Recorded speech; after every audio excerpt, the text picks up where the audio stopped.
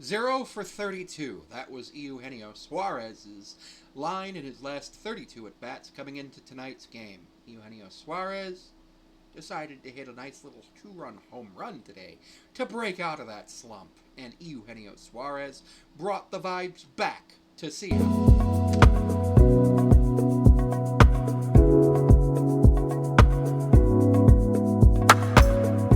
So Gino went 4 for 4 and was a triple shy of the cycle.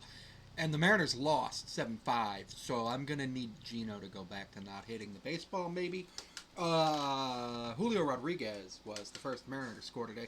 In the bottom of the first, Salvador Perez hit a 3-run homer on a fly ball to center field to score Vinny Pasquantino and Maciel Garcia.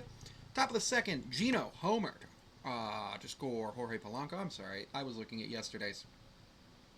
And himself, 3-2. Everything's looking good. 3-2. Mitch Garver strikes out on a foul tip in the fourth is a key moment. And then I'm looking at key moments, not the scoring. Top of the seventh, Mitch Garver hits a sac fly to make it 3-3. Absolutely love that. Top eighth, J.P. Crawford homered to right field. Seattle 4, KC 3. Bottom eighth, Matt Brash comes in and looks horrible, giving up a home run to Adam Frazier to score Michael Massey. Not that Michael Massey. Then Carter Jensen singles on a line drive to Julio and scores Jack Caglione. And then Bobby Witt doubles his 42nd to score Carter Jensen, and he ended up going on to third on a throwing error by Randy Arozarena. Today, the Mariners went 0 for 4 with runners in scoring position. Mitch Garver was one productive out with runners in scoring position, hitting the sacrifice fly. We left 4 on base. We had 5 runs on 10 hits, 4 walks, or 4 ribbies, and 1 non-ribby. 2 walks, 7 strikeouts. So overall, the Mariners were not taking their walks, and they were not getting on base as much as they should. Randy 0 for 4 with 3 strikeouts. Cal 1 for 4 with a strikeout. That's fine. Julio 1 for 4 with a strikeout. That's fine. Polanco 0 for 3 with a walk. That's fine. He got on base and he scored a run. Eugenio Suarez 4 for 4, 3 runs, 2 RBIs. Had a hell of a game. Josh Naylor 2 for 4, no RBIs, no runs, no strikeouts. Mitch Garver went 0 for 1 with an RBI, a walk, a strikeout, and that RBI came on a sac fly. Dom Canzone came in for him and grounded into a double play. And then Victor Robles went 0 for 3. Luke Raley came in and pinch hit for Robles and went 1 for 1. And then J.P. Crawford, after playing the hero in the top of the 8th, unfortunately grounded out to second in the 9th. Mariners' pitching staff played pretty decently, but unfortunately gave up 7 runs. Bryce Miller, 5 innings pitched, 8 hits, 3 runs. All of them earned. Walked 2, struck out 4, 1 home run. Caleb Ferguson gave up 1 hit and a walk in an inning of work. Gabe Spire gave up nothing, but also struck out nobody in an inning of work. Matt Brash takes his first blown save of the season and his first loss, his third loss of the season, to go to a 1-3 record. He gave up 4 runs on 4 hits, all of them earned, walked 1, and struck out 1.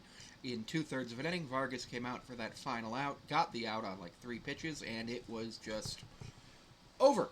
Time of the game was 2 hours, 46 minutes. 19,127 people attended the game at Kauffman Stadium. The Mariners had a 10-game winning streak going into today, and unfortunately that winning streak is over. The Mariners' magic number remains at 8 as of right now, as the Rangers have won, and I believe the Tigers actually went final during the game and lost. Now, the big thing that's going to change everything is the Houston series this weekend. The Friday, Saturday, Sunday series against Houston.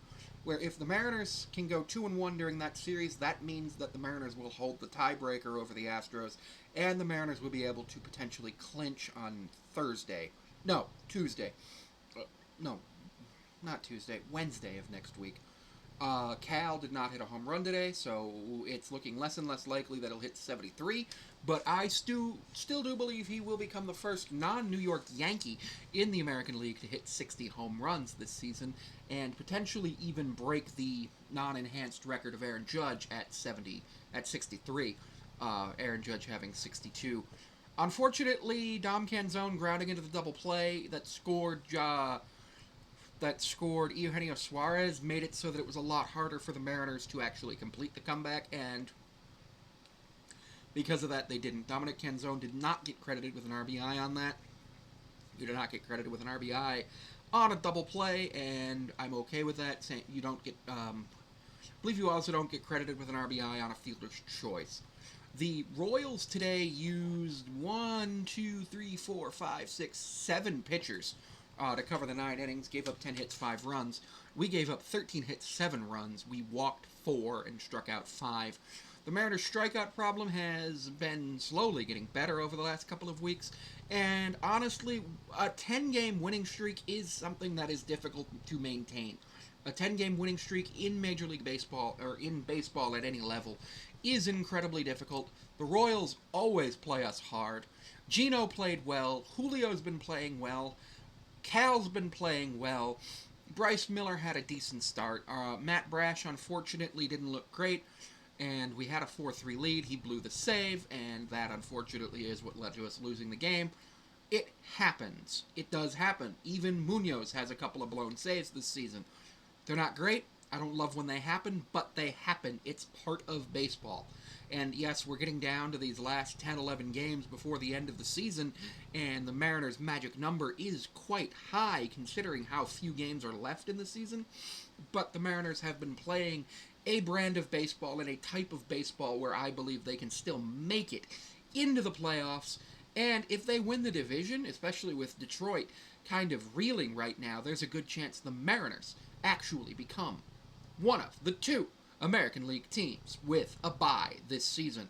And that's not something I was thinking 15 days ago.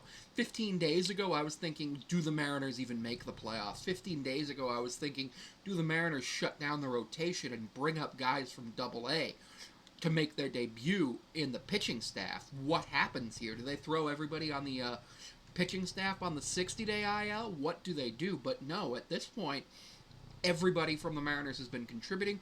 Gino's brought the vibes back, and Gino has been playing incredibly well over the course of the last probably about 18 innings.